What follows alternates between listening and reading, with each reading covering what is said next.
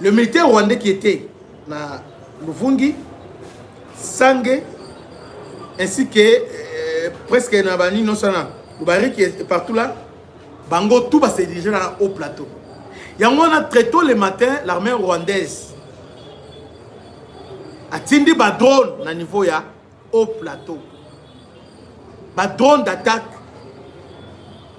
na haut plateau pour ba inquiéter ba position à FRDC. Malheureusement pour Nabango, votre armée était en alerte maximale. Vous voyez, ça bazoya penda boye mwenga Fizi Uvira. Donc baye entre temps na force aérienne na bango ils sont venus parce qu'on a vu ça système anti-aérien comme si ils avaient intermittence. On ne fait pas la patrouille aérienne, tu emmènes en permanence. Alors, profitez de Kotimbang. Malheureusement, Bazui souka na frappe aérienne. Bazui maman na frappe. Ah ouais, les représentants et le chef de l'État, M. Kongolo, d'ailleurs président, à l'obéla qui est à niveau, il y a des conférences de presse. À l'obé, la coalition armée rwandaise et turanéo a encore une fois de plus attaqué les forces gouvernementales. Les informations qui me parviennent ce matin indiquent qu'ils ont attaqué toutes les positions dans les hauts plateaux de Minembwe, notamment à Kalingi, Kakenge et Bideko.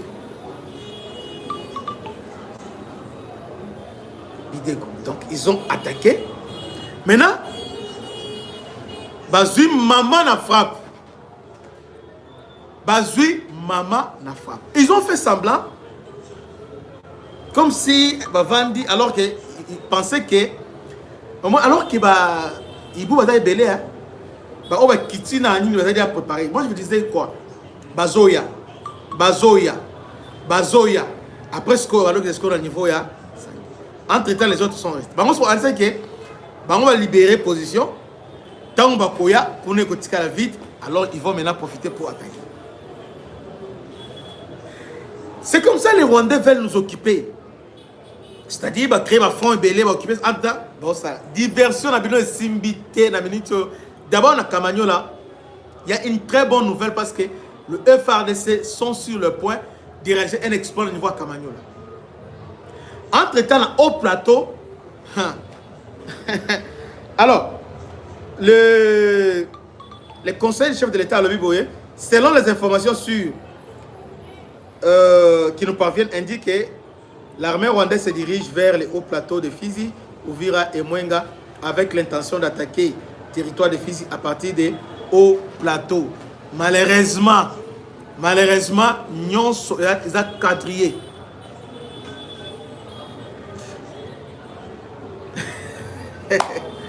Tout au sala ekotikala kosimba jamais. Ekosimba jamais, alors au grand jamais. Comme Nabino échoué d'une manière naïbité. Bon échoué lamentablement. Vous avez échoué lamentablement parce que tout ça dit par hasard. Nous on savait que retrait Nabino, oui, ils ont pression mais pour ça là. Repositionnement. C'est comme ça. Tos élites que tu vas dire. Si vous jouez repositionnement, beaucoup yambang. Et là, on va aller te réoccuper mbang. Allez, papa, allez. Non seulement te récupérer, on relance les attaques pour nous permettre de s'organiser. Pour nous permettre de temps de planifier. Ah, bon, mon hein. Commandement mbala oyo. Donc, vous pensez que vous êtes plus intelligent que les autres? On avait déjà anticipé.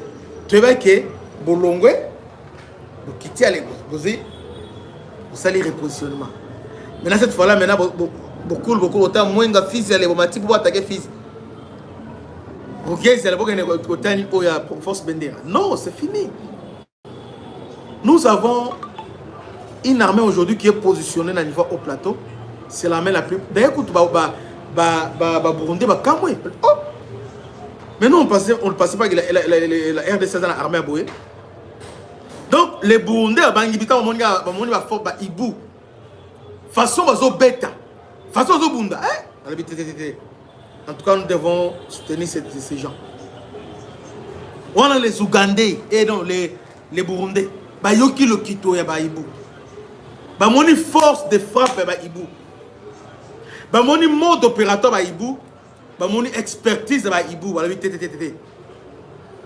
RDC dans l'armée. Et puis, avec cette armée, il tombe au toba na tête rolo maya.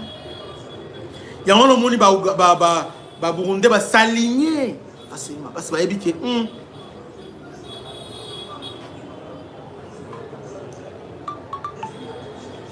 Obi tout le plan na bino boko sala bo contourner bo sala beauté. D'ailleurs, un rappel ya Mouké. Est-ce que vous savez avant opération, à niveau Wazalendo, on a nommé un commandant des opérations qui est aujourd'hui Delphin Gobanzito. On a mis de l'ordre. Et puis, Wazalendo, en vagabondage partout. Ce sont les FADC qui sont sur la première ligne. Non, trahison, on appelle ça Mbongo, votre petit cabisso, ça dit. Et si Boza mi bat, on met Tobunda. Tobunda, Tobeta, on a Solanzoto, Tobunda. Que le meilleur gagne. Mais je ne pense pas que vous allez nous gagner. Vous allez nous battre. Chez nous, non. Je ne crois pas. Je ne crois pas. Je ne crois pas. Je ne crois pas que vous pouvez pas athée. Indemnité. Indemnité. Indemnité. Il y a moins de money. Les lots, ils ont. D'abord, nous sommes aussi. Quand on va parler de il préparait déjà attaquer au plateau, mais tout le monde a 2 points déjà. Première attaque, il y a Tongo pour contenir, peut détruire la drone à Bamou. Ils sont en débandade, en perte de vitesse, bien sûr. Et ce n'est pas possible. Ce n'est pas possible. Ce n'est pas possible. Bonjour, Papa Albert. Donc, ce n'est pas possible. Cette façon de faire la FADC, coup de chapeau. Coup de chapeau. En tout cas, les liens, on va s'accanater. On les a bloqués. On impose maintenant, c'est nous qui devons imposer notre rythme. Bomeki koto toye, bomeki botoye, bomeki botozali. Beaucoup bouger. Vous êtes en train de perdre. Au plateau, on a besoin de Lukawana. Atabo salindengeni. Atabo. Parce qu'au plateau, on a besoin de programmer état équive. Attendez, et vous yango te. Voilà, commune rurale à Minembo. Commune rurale, tout ça. Objectif, on a dit. Quel était votre objectif? Déprogrammer état Minembo à partir. Il y a un état qui va partir à Minembo. Échec total. Échec. Félix ni Monaoume. Adam Obali. Il ne faut pas les sous-estimer. Tout ce monde où va sous-estimer Félix, et là, Bazo Lila. Kagame on a dit, Akimi Lobby na prestation serment il y a Viennaye, Moninga naye, Mbang, Massima Macron, Ote Omoni, a marqué Macron.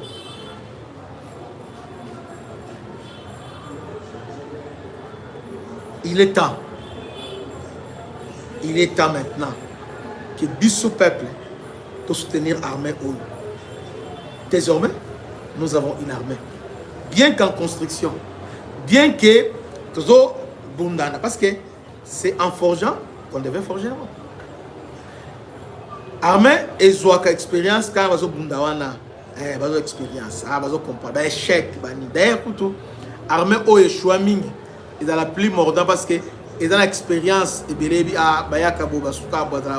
donc nous avons aujourd'hui expertise ya makasi et motema na ngaza okita parce que nos FADC baoti pour détruire la drone ya bananga la kata wana.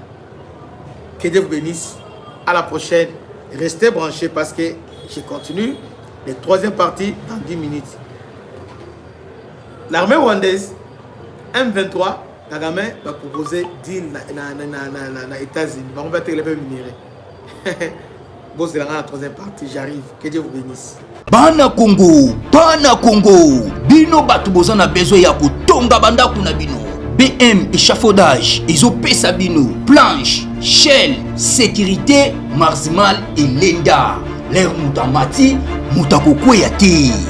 Yabiso, eza na ba norme européenne. Yabiso eza ya ba chinois te, ya ba indien te, ya ba libanais te. Un bus sera mis à votre disposition.